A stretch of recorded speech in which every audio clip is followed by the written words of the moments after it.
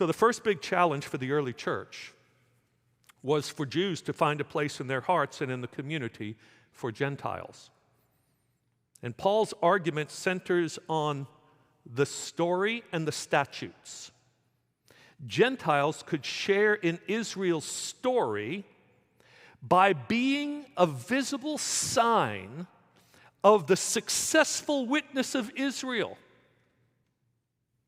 to the one God. And Jews could continue to observe the statutes of Moses. Their identity now, though, would be in Christ, not in the ritual observance of their laws alone. Today, the challenge seems to be just the opposite.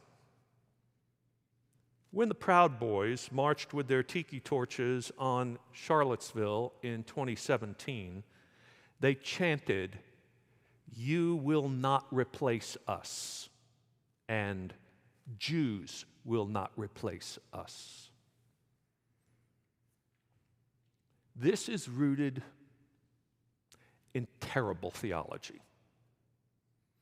And it is a tragic idea that the true people of God are white Christians who have established a godly Western culture that is now somehow in danger of being diluted and ultimately replaced by non-whites and Jews.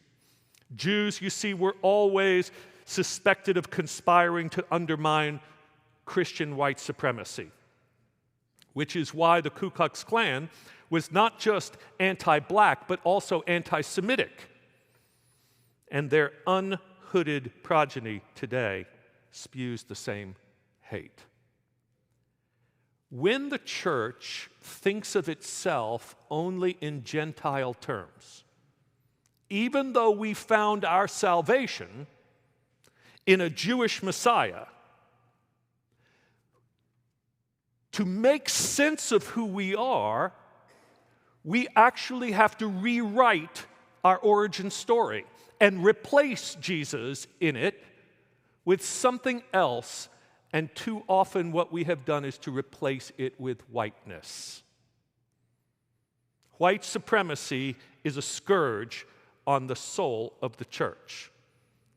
And the healing of it begins with our reclaiming of the Jewishness of Jesus and the realization that we have become part of Israel's story, not the other way around.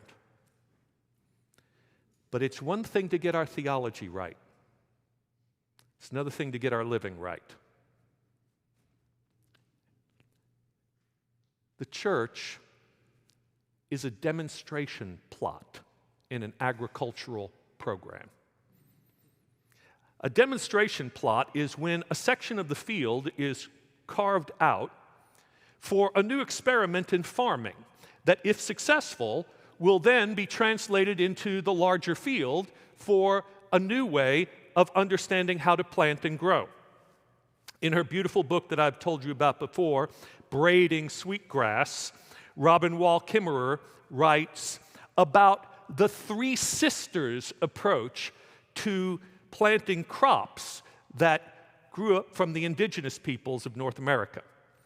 See, while the English colonists came over here and planted straight rows of corn and, well, single species of seeds in a field, Native Americans from Mexico to Montana planted 3 different seeds in every square yard of the field. They planted corn, beans, and squash.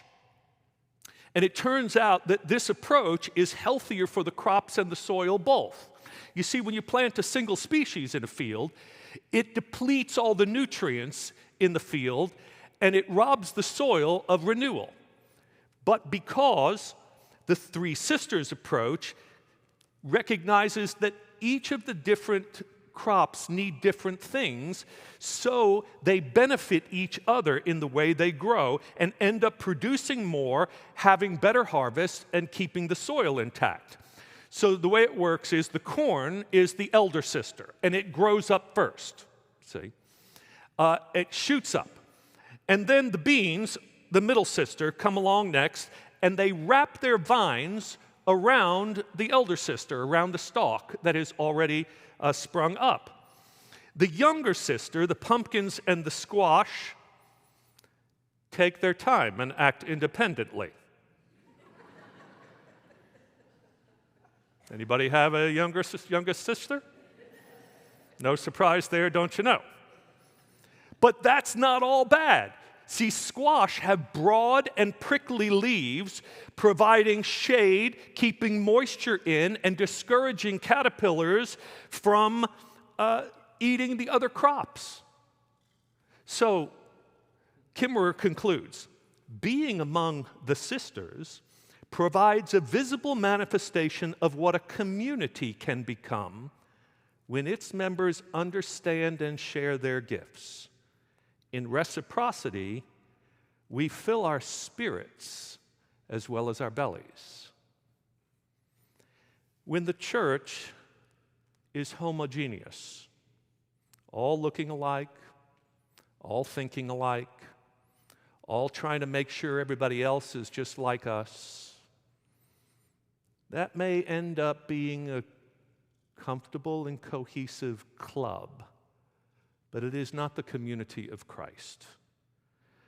The church has nothing to offer a world that is divided in every kind of way by race and class and political difference if all we do is reflect the culture. What made the church initially, and still does today, is a radical vision of a new and inclusive humanity. The gospel, you see, isn't just a spiritual appeal to our hearts before God that brings us inner peace, even if it is that too. It is a communal command to be a people who practice the peace with one another. Our duty is to be a demonstration plot in the fields of the Lord, proving that living together in love, celebrating the dignity of difference, is the true direction of a genuine and lasting peace.